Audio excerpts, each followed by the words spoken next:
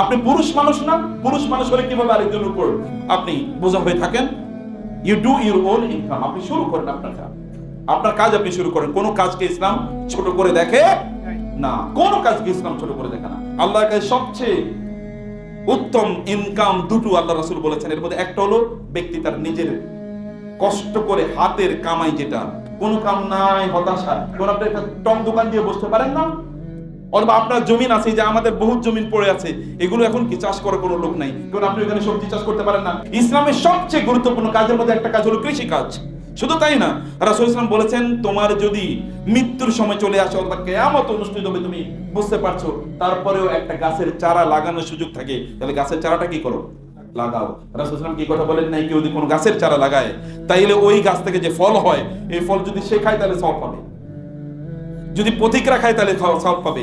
যদি মানুষে খাওয়ার মতো ফল না হয়, পাখারি পশুরা পাখিরা খাওয়ার মতো যদি ফল ওইখানে হয়, তাইলে এই লোক কি পাবে? সওয়াব পাবে। এখন আমরা বুঝি যে গাছ লাগানোর কি পরিমাণ মর্যাদা। আপনি মনে করছেন আপনি কৃষি কাজ করলে আপনি লুজার? নো, আপনি কৃষি কাজ করলে যে ফসল উৎপাদন হচ্ছে, এই ফসলগুলো যখন মুসলমানরা খায়, এর কারণে আপনি বিনিময় সওয়াব পেয়ে যাবেন। আপনি এটা করবেন না কেন? আপনি এটা করবেন না কেন? কে আমাদের মধ্যে কনসেপ্ট ঢুকালো সার্ভিস, চাকরি চাকরি চাকরি মানে তো চাকরগিরি করা। আপনি চাকরগিরি করা ছাড়া কোনো কাম নাই? নিশ্চয় আছে। তাহলে সন্তানদেরকে ওইরকম অ্যাক্টিভ কিছু কাজে ঢুকে দেন, তাকে বলেন যে তোমাকে টাকা পয়সা অর্জন করতে হবে, হালাল উপায়ে তোমাকে অর্জন করতে হবে, তোমাকে যাকাত দেয়া লাগবে, তোমাকে সমাজের জন্য কাজ করতে হবে, সমাজের গরিব দুঃখীদের জন্য কাজ করতে হবে, তোমার আত্মীয় স্বজনরা গরিব কেউ কেউ আছে তাদের জন্য কাজ করতে হবে, তোমাকে মসজিদের জন্য কাজ করতে হবে, মাদ্রাসার জন্য কাজ করতে হবে, দিন প্রচারে তোমাকে কাজ করতে হবে। দিনের জন্য তুমি ফিজিক্যালি তুমি সময় দিতে পারবা না, ইন্টেলেকচুয়ালি তুমি সময় দিতে পারবা না, কিন্তু টাকা দিয়ে তুমি দিনের পক্ষে কাজ করো। এটা বলতে হবে, এরকম লোক লাগবে, এটা আপনাকে করতে হবে। এমন এই অনুমতি ওদের মধ্যে তৈরি করে দেন, ওদেরকে স্কিল ডেভেলপ করেন, ওদের মধ্যে স্কিল ডেভেলপ করেন। আপনি জাপানে গিয়ে দেখেন কতজন মানুষ আপনি পাবেন এমএ পাস, জার্মানিতে যান কতজন এমএ পাস পাবেন, এই চায়নাতে যান দেখেন না কয়টা এমএ পাস, মানে ওই রকম হায়ার ডিগ্রি নেবে। দরকার নাই তো, আপনি ইন্টারমিডিয়েট অথবা এতটুকু যথেষ্ট। এরপর আপনি দেখো অরিজিনাল কাজে ঢুকে যান, অথবা ডিগ্রি নেক, আমাদের কোনো আপত্তি নাই, কিন্তু সে কাজ বুঝুক। ওই চাকরি তথাকথিত ইত্যাদির পেছনে তাকে ঢুকাবেন না। এর মধ্যে যে এই যে 8 বছর 7 বছর 6 বছর 5 বছর এর মধ্যে যে সময় কাটালো, এর জন্য কে জবাবদিহি করবে? আল্লাহ তাআলার কাছে অবশ্যই জবাবদিহি করতে হবে আপনাদেরকে। কারণ আমাদের জীবন এটা আমাদের জন্য আল্লাহর পক্ষ থেকে সবচেয়ে বড় নিয়ামত। সময় আল্লাহর পক্ষ থেকে সবচেয়ে বড় নিয়ামত। আমরা কাজ করি কিসের মধ্যে? সময়ের মধ্যে না? আমরা আল্লাহর কাছে সময় তো চাই। রব্বানা আখিরিনা ইলা আজালিন করিব ফাআসসাদদাক ওয়া আকুম মিনাস সালিহিন। আল্লাহ আরেকটু সময় দেন, আরেকটু সময় দাও। সময় তো চাই। আমরা 24 ঘন্টা সময়ের মধ্যে কাজ করি, ভালো মানুষের কাজ করি। আর আপনি মনে করেন আরে সময় যায় না কেন? সময় যাবে কিভাবে? ওর তো কোনো কাম নাই, ওরে কাম দেন, গিভ দেম ওয়ার্কস, তাদেরকে কাজ দেন। ছোট ছোট বাণিজ্যে তাদেরকে ঢুকিয়ে দেন, ছোট ছোট ব্যবসায় তাদেরকে ঢুকিয়ে দেন। শুরু করি, start with very little enterprise. ছোট্ট করে শুরু করুক, কোনো এক সময় বিশাল বড় এটা হবে। যারা বড় হয়েছে তারা কি লাভ দিয়ে বড় হয়েছে? নো, তারাও খুব ছোট করে শুরু করতে দেন। একটা নতুন আইডিয়া তাকে দেন, নতুন আইডিয়া নিয়ে তারা কাজ করুক। এন্টারপ্রেনিয়রশিপ। মুসলমানরা গোটা পৃথিবী প্রায় 1200-1300 বছর গোটা পৃথিবী শাসন করেছে। কিসের উপর ভিত্তি করে জানেন? 3টা জিনিসের উপর ভিত্তি করে। এর মধ্যে 1 নম্বর ছিল নলেজ, জ্ঞান। 2 নম্বর ছিল টাকা, অর্থ, ব্যবসা বাণিজ্য। এই গোটা পৃথিবীর সকল ব্যবসা নিয়ন্ত্রণ করতো কারা? মুসলমান। আমাদের এই অঞ্চলে আপনারা সিনবাদ টিনবাদের নাম শুনছেন, আমাদের এই অঞ্চলে যারা ইসলাম নিয়ে এসেছে, এর মধ্যে সবচেয়ে বেশি কাদের মাধ্যমে ইসলাম এসেছে আমাদের অঞ্চলে জানেন? ব্যবসায়ীদের মাধ্যমে। গ্রেট, ব্যবসায়ীদের মাধ্যমে অঞ্চলে বেশি ইসলাম এসেছে, ব্যবসায়ীদের মাধ্যমে। আমরা কেবল শাহজালাল শাহপরানের কথা শুনি, এখানে সবচেয়ে বেশি ইসলাম এসেছে ব্যবসায়ীদের মাধ্যমে। ওই যে ওই অঞ্চলে, যেটাকে আমরা আপনার ওই যে চট্টগ্রাম, ওই অঞ্চল, গোটা বেল, চট্টগ্রাম, নোয়াখালী, এই অঞ্চলগুলোতে গিয়ে দেখেন এখানকার নদীর সাথে ওই যে আরব সাগর, ভূমধ্য মানে কি বলে আপনার পারস্য উপসাগর, আরব সাগর, ইন্ডিয়ান মহাসাগর এবং বে অফ বেঙ্গল, বঙ্গোপসাগর, এই জায়গা ছিল তাদের চ্যানেল। ওই যে আপনি মালয়েশিয়াতে ইসলাম কারা নিয়ে গেছে, ইন্দোনেশিয়াতে কারা ইসলাম নিয়ে গেছে, পুরাই তো এখানে কি নদীর পথে যেতে হয়েছে। নদীর পথে যেত কারা? ব্যবসায়ীরা যেত নদীর পথে। পণ্যগুলো তারা নদীর পথে তারা নিয়ে যেত। ওইখানকার পণ্য ওইখানে যেত, আরবের পণ্য এখানে, এখানকার পণ্য ওইখানে। ব্যবসা করেন, আপনার টাকা হলে ইসলামের কাজে লাগবে, মুসলমানদের কাজে লাগবে, দিনের কাজে লাগবে। খারাপ লোকের টাকা হলে ওগুলো জুয়ার খেলায় ওরা ব্যবহার করবে, ওরা সিনেমা বানানোর জন্য ব্যবহার করবে, ওরা মদ, মাদক দ্রব্য ইত্যাদি সেবনের জন্য তারা ব্যবহার করবে। ভালো মানুষের টাকা হলে দিনই কাজে লাগবে। অতএব আপনাদের টাকা দরকার। গোটা পৃথিবী জুড়ে লক্ষ লক্ষ কোটি কোটি মসজিদ কারা নির্মাণ করেছে বলেন তো? চাকরিজীবীরা নির্মাণ করেছে? কথা বুঝেন নাই? কারা নির্মাণ করেছে? ব্যবসায়ীরা। চাকরিজীবীরা এমনি সীমিত। আমি চাকরিকে নিষিদ্ধ করছি না, আমি বলছি যেটা করেন আপনারা আপনাদের সন্তানদের জন্য একটা দিনের জন্য ওদের নষ্ট না হয়, একটা দিনের জন্য নষ্ট, ওদেরকে এই জায়গায় ঢুকিয়ে দেন, কারণ আল্লাহ সুবহানাহু ওয়া তাআলা এটাকে এনকারেজ করেছেন। এবং যারা ব্যবসায়ী তাদের মর্যাদার ব্যাপারে কোরআন এবং হাদিসে বহু আলোচনা এসে, আমি সেই জায়গায় যাচ্ছি না। আমি বলছি প্রিয় ভাই, এটা 2 নম্বর কাজ। অতএব আপনাদের সন্তানদের ব্যাপারে প্ল্যান করেন। তাকে কি করবেন? একটা ডিগ্রি ও ধুয়ে খাবে না। কিছু সময় দেখেছেন আপনারা যে সার্টিফিকেট সব ছিঁড়ে ফেলতেছে। এখন এরকম লক্ষ লক্ষ লোক আছে, সার্টিফিকেট কোনো কাজে লাগে না, কোনো কাজে লাগে না তার সার্টিফিকেট। কি কাজে লাগবে সার্টিফিকেট? সার্টিফিকেট তো কোনো এক সময় মুসলমানদের ছিল না। যখন মুসলিমরা বড় বড় বিজ্ঞানী ছিলেন তখন কোন সার্টিফিকেট, কে সার্টিফিকেট দিয়েছে? সার্টিফিকেটের প্রয়োজন না। এখনো এরকম বহু বিদ্বান আছে, আপনি কি জানেন আমার সার্টিফিকেট কি? কিছুই জানেন না। আপনি জানেন মুসলিমের সার্টিফিকেট কিছুই জানেন না। বাংলাদেশের বড় বড় শেখরা যারা আছে, কার কি সার্টিফিকেট কিছুই জানেন না। সার্টিফিকেট ডাজন্ট ম্যাটার, ব্যক্তিত্ব আপনার ম্যাটার। এবং এই জন্য বলবো যে আপনাদের ব্যক্তিত্ব তৈরি করেন, আপনাদের সন্তানদের মধ্যে ব্যক্তিত্ব তৈরি করেন। ইয়াং জেনারেশন তোমাদের ব্যক্তিত্ব তৈরি হোক, যে আরেকজনের উপর, বাপের উপর তুমি গলগ্রহ হয়ে অথবা তার উপর প্যারাসাইটের মতো তার উপর তুমি বোঝা হয়ে থাকবা, এটা তোমার ব্যক্তিত্বের সাথে যায় না। তুমি পুরুষ না, আপনি পুরুষ মানুষ না। পুরুষ মানুষ হলে কিভাবে আরেকজনের উপর আপনি বোঝা হয়ে থাকেন? You do your own income. আপনি শুরু করেন আপনার কাজ আপনি শুরু করেন। কোন কাজকে ইসলাম ছোট করে দেখে না, কোন কাজকে ইসলাম ছোট করে দেখে না। সব কাজ ইসলামে মহান। রাসূলুল্লাহ সাল্লাল্লাহু আলাইহি ওয়াসাল্লাম এর সামনে একজন সাহাবী খুবই তিনি হম্পদম্ব, মানে প্রচুর এনার্জি দিয়ে তিনি কাজ করছিলেন। আরেকদল সাহাবী বলেন আহা, একদল সাহাবী বলেন এই লোকটা যদি লাউ কানা হাযা ফি সাবিলিল্লাহ কানা খায়রান, আহা এই লোকটা যদি আল্লাহর রাস্তায় জিহাদ করতো তাহলে কি ভালো হতো। রাসূলুল্লাহ বলেন তোমরা আল্লাহর রাস্তায় জিহাদ বলতে কি বোঝাচ্ছ? বলে এই যে যুদ্ধের ময়দানে শত্রুদের বিরুদ্ধে যুদ্ধ করতেন, তাহলে কি ভালো হতো, এত শক্তিশালী মানুষ। রাসূলুল্লাহ বলেন এই লোকটি, এই ইয়াং ম্যান, তিনি যদি তার বাবা মার জন্য ইনকাম করেন, স্ত্রীর জন্য ইনকাম করে, সন্তানদের জন্য ইনকাম করে, তাহলে এটাও আল্লাহর রাস্তায় যুদ্ধ, তাই না? এটাও আল্লাহর রাস্তায় যুদ্ধ। সন্তান বড় হয়েছে, তার পিতামাতার জন্য কাজ করবে, সমাজের জন্য কাজ করবে, এইভাবে তাদের মধ্যে রেসপন্সিবিলিটি তৈরি করে দেয়। আদারওয়াইজ যখনই চাকরি কেন্দ্রিক হয়ে যায় তখন তার সেলফ সেন্টার্ড হয়ে যায়, আত্মকেন্দ্রিক হয়ে যায়। আত্মকেন্দ্রিক কোনো মানুষ দিয়ে দুনিয়া কোনোদিন কিচ্ছু হবে না। তারা দুনিয়ার কোনো কাজ করতে পারবে না, দুনিয়ার কোনো কাজ তারা করতে পারবে না। সোশ্যাল রেসপন্সিবিলিটি তাদের মধ্যে গ্রো না করে, এটা দিয়ে দুনিয়ার কোনো কাজ হবে না। সাহাবায়ে কেরাম রাদিয়াল্লাহু তাআলা আনহুম তাদের দিকে তাকান যে তারা কিভাবে তারা উপার্জন করেছেন এবং কিভাবে তারা এগুলো দিনের জন্য তারা কাজে লাগিয়েছেন। নবী রাসূলদের দিকে তাকান, তারা কিভাবে দিনের জন্য তারা কাজ করেছেন। তাদের সম্পদ রাসূল সাল্লাল্লাহু আলাইহি ওয়াসাল্লাম তো তিনি মসজিদে নামাজ পড়াচ্ছিলেন, হন্তদন্ত হয়ে ঘরের মধ্যে, নামাজ শেষে সালাম ফিরানো, এরপরে তিনি ঘরের মধ্যে ঢুকে গেলেন। এটা তিনি কোনোদিনই করেন নাই। প্রায় সাহাবায়ে কেরামের মানে এই ঘাড়ের উপর দিয়ে তিনি প্রায় চলে যান, এমন একটা হন্তদন্ত হয়ে তিনি বের হয়ে গিয়েছেন। তিনি ফিরে আসলেন। সাহাবায়ে কেরাম বললেন ইয়া রাসূলুল্লাহ, জীবনে এরকম তো কোনোদিন দেখিনি, আপনি নামাজের পরে আমাদের দিকে ফিরেন। কানা ইউয়াজিহুন নবী সাল্লাল্লাহু আলাইহি ওয়াসাল্লাম আসহাবাহু বা'দা সলাতি, প্রত্যেক নামাজের পর তিনি সাহাবীদের দিকে ফিরে বসতেন। আমাদের দেশে কোন দিকে কখন ফিরে বসেন? কেবল ফজর আর আসর। আর সহিহ হাদিস মতে প্রত্যেক নামাজের পর তিনি পেছনের দিকে ফিরে বসতেন এবং সাহাবীদের সাথে তাসবিহ তাহলিল করতেন। এরপর তিনি সাহাবীদের সাথে বিভিন্ন ইস্যু নিয়ে আলোচনা করতেন, দাওয়াত ইস্যু, মাসলা মাসাইল, ইত্তকার অনেক ইস্যু, সোশ্যাল ইস্যু আলোচনা করতেন। রাসূলুল্লাহ সাল্লাল্লাহু আলাইহি ওয়াসাল্লাম আসার পরে বলেন ইয়া রাসূল, আপনি এরকম কখনো করেন না, আপনি কেন এমন করলেন? রাসূলুল্লাহ সাল্লাল্লাহু আলাইহি ওয়াসাল্লাম বললেন আমার নামাজের মধ্যে মনে পড়েছিল যে আমার ঘরে এতটুকু 6 দিরহামের মতো সম্পদ আছে। আমি চিন্তা করলাম এখনই যে আমি মারা যাই তাহলে আল্লাহর কাছে গিয়ে আমি কি বলবো? আল্লাহ যদি বলেন তোমার ঘরে তো টাকা ছিল, তুমি আমার কাছে তো টাকা সহই আসছো, তখন আমি কি বলবো? এই কারণে আমি দ্রুত ওগুলো ডিস্ট্রিবিউশন করে তারপরে যেন আমার মৃত্যু ওই সম্পদ বাসায় ঘরে থাকা অবস্থায় যেন না হয়। এখন আমাদের অবস্থা দেখবেন, অধিকাংশ লোকের ব্যাংকে টাকা ভর্তি, কিন্তু যদি দিনের কথা বলা হয় কিচ্ছু করবে না। আর বহুত এমন লোক আছে পরিবারকে পর্যন্ত কষ্ট নেই, পরিবারের জন্য টাকা খরচ করবে না, রাখছে কোথায়? ব্যাংকে, অমুক জায়গায় তমুক জায়গায়। মিয়া এই টাকা তো আপনার পরবর্তীতে ওই যে আগুনে এগুলোকে কি করা হবে? আল্লাহ সুবহানাহু ওয়া তাআলা বলেছেন আল্লাযীনা ইয়াকনিজুনা যাহাব ওয়াল ফিদ্দা ওয়া লা ইউনফিকুনাহু ফি সাবিলিল্লাহ ফাবাশশিরহুম বিআযাবিন আলীম ইয়াওমা ইউহমা আলাইহা ফি নারি জাহান্নাম ফাতুকওয়া বিহা জিবাহুহুম ওয়া জুনুবুহুম ওয়া যুরুহুম হাযা মা কানাসতুম লিআনফুসিকুম ফাযুকু মা কুনতুম তাকনিসুন। আল্লাহ বলবেন এই যে টাকা জমায় রাখছিলে না, এগুলোকে এখন জাহান্নামের আগুনে আমি উত্তপ্ত করলাম।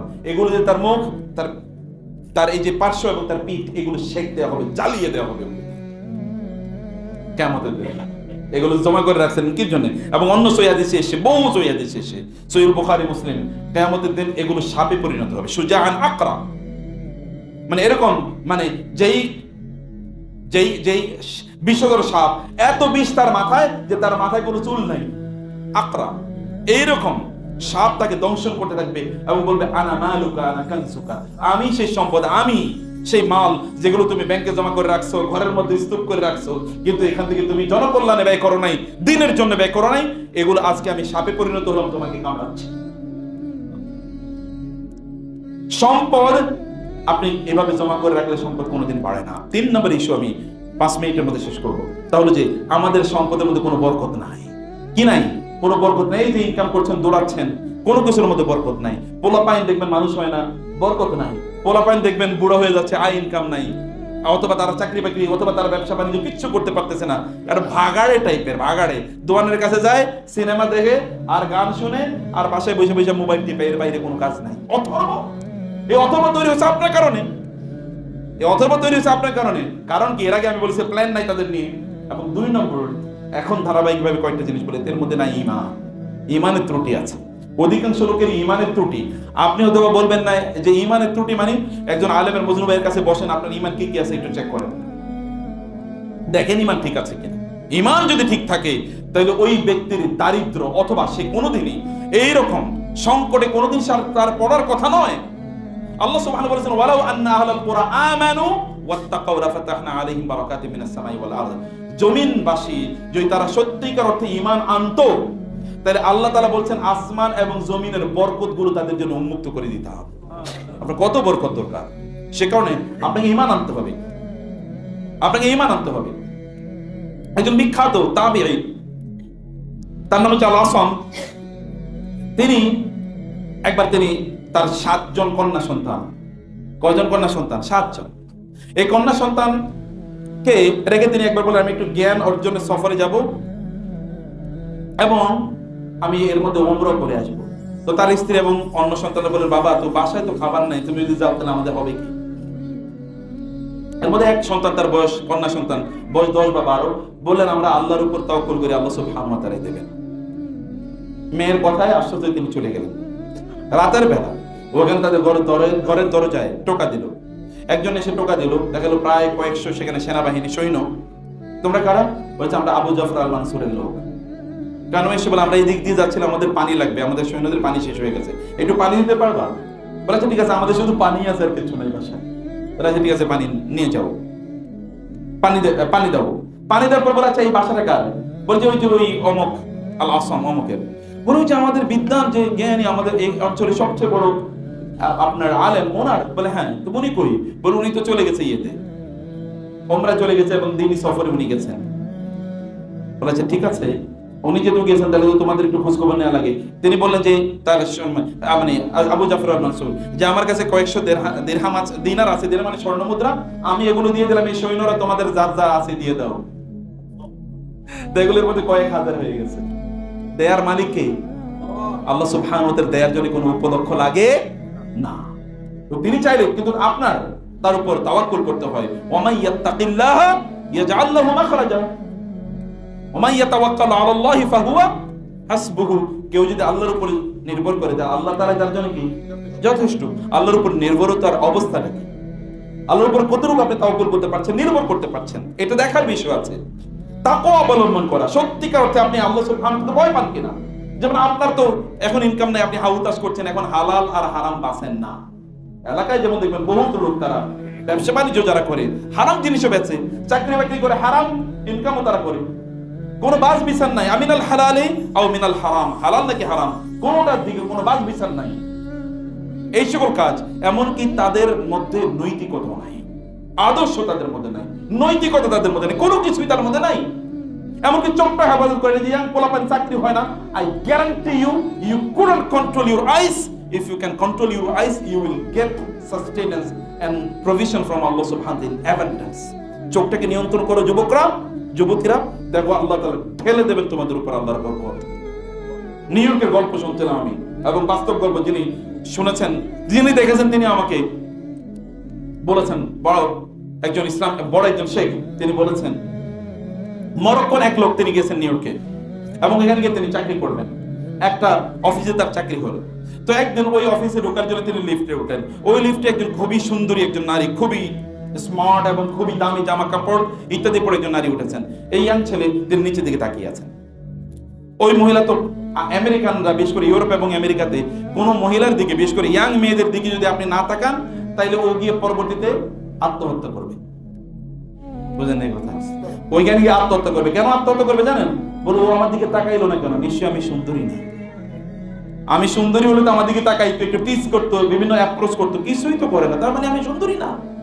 ও চিন্তা করলো, আমি যদি সুন্দরী না হই তাহলে জীবন রেখা লাভ কি? এই জীবন রেখা লাভ কি? এরকম অসংখ্য ঘটনা ঘটে। এই মহিলা তো খুবই, এই তুমি কি? আমি অমুক। তুমি আমার দিকে তাকালে না কেন? আমি কি সুন্দরী না? আমি কি দেখতে ভালো না? তুমি আমার দিকে কেন তাকালে না? তিনি বলছেন যে না, আমি তাকাতে পারছি না, আমার জন্য এটা নিষিদ্ধ। কে নিষিদ্ধ করছে? আল্লাহকে। শুধু খ্রিস্টান, আল্লাহকে। মানে আসলে যিনি সৃষ্টি করতেন তিনি। এটা কেমন? কোন নারীর দিকে, যিনি আমার স্ত্রী না, যিনি আমার মা না, এরকম কোন নারীর দিকে তাকান আমার জন্য নিষিদ্ধ। এই কারণে আমি কাউকে দিকে তাকাতে পারছি না, নিচের দিকে তাকিয়ে কথা বলছি। চক্রে ওই একই ফ্লোরে দুজন মিলে আছে। ইনি যে অফিসের বস, এই মহিলা এই ছেলে জানে না, আমি ওই মহিলা জানে যে তার অফিসে সে চাকরি করে। কারণ বিশাল বড় ইন্ডাস্ট্রি, এখানে কে চাকরি করে কে করে না সব তার নজরদারিতে নাই। তো বলে, তুমি এখানে নেমেছো, কিন্তু আমি এই অফিসে চাকরি করি, আমি তো এই অফিসে বস, আমি তো একদিন পরে তিনি ছেলেকে ডাকলেন, তার মাথায় ঢুকে গেল, একটা ছেলে একজন নারীর দিকে তাকায় না, আমার তো এরকম একটা ছেলে দরকার, আমার তো এরকম একটা ছেলে দরকার। এই মহিলার স্বামী মারা গেছে, প্রচুর বিশাল সম্পদের মালিক। তিনি ছেলেকে ডাকলেন, বললেন, আমি তোমাকে বিয়ে করতে চাই। ভাই তো কয়েকশো ডলার সে বেতন, এখন সে লাখ লাখ ডলারের মালিক।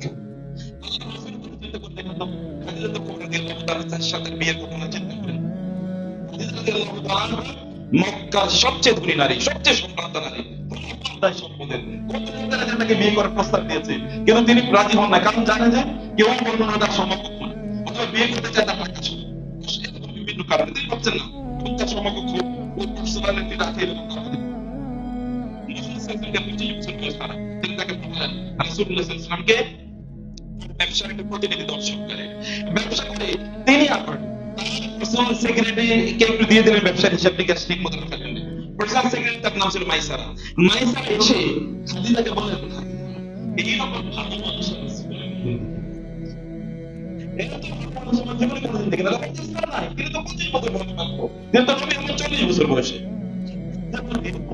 এরকম পার্সোনালিটি, এরকম সততা, এরকম নৈতিকতার একটা নবী আমি খুঁজতেছি দীর্ঘদিন বয়স পর্যন্ত। খাদিজার বয়স 40, রাসূলের বয়স কত? 25। খাদিজা তাকে এই যে নারীর কথা বললাম, খাদিজা এই নারীর মধ্যে, খাদিজা তাকে প্রস্তাব দিলেন, আমি মুহাম্মদকে বিয়ে করতে চাই। এবং রাসূল এতদিন তার কিছু নাই, তার তো কোনো টাকা পয়সা নেই, তার বাবা কিছুই রেখে যায় নাই। এরপরে তিনি কি আর সবচেয়ে ধনী মানুষে পরিণত হয়েছে। আমি এক দুইটা কথা বলে শেষ করেছি। সম্পদ বাড়িয়ে বিশ্বাস নাই, ইমান তো আগেই বলেছি, ইমান থাকলে তো আল্লাহ দেবেন না, করুন যখন তাকে দান করুন। এর বিপরীতে কোন একটা জায়গায় আল্লাহ সুবহানাহু ওয়া তাআলা তার জন্য 700 গুণ বেশি রাখতেছেন। বলছেন আল্লাহ তাআলা 700 গুণ বেশি এখানে রেখে দিয়েছেন। আপনি জানেন কোথায় আছে, বিশ্বাস নাই দেখে আপনি পাবেন না, আপনি বিশ্বাস রাখতে হবে, আস্থা রাখতে হবে, আল্লাহ পারা যাকে মেনশন জেনসের আমল মানে হচ্ছে আপনি যা করবেন বিপরীত আপনি তাই পাবেন। আপনি শেখা হবেন, কাজ করলে বানায় শেখা হবেন, কাজ যদি খরচ করেন তাহলে আমাদের শেখা হবেন। আপনি যা করেন you will be treated as you treat others.